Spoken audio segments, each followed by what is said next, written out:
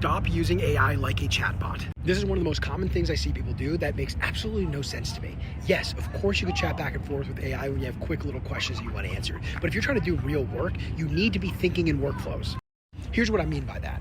When you do something that's repetitive, so a part of your job that you do every single week, you got to think, what are the steps that I take to do that job? And can I get an LLM to do just as good of a job as I do? You may have heard people talk about this before. I have definitely spoken about it before, but what I want to do is I want to share with you how to actually go about doing it.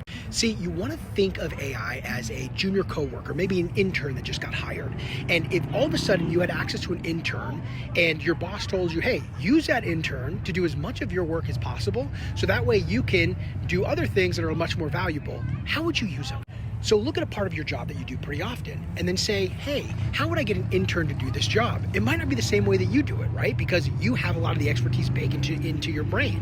What you do is you'd give them instructions, you'd break a task down into multiple little steps, and you give them a lot of clarity on how to execute those steps in a way that you do in order to get the output that you get as a human person who knows what they're doing.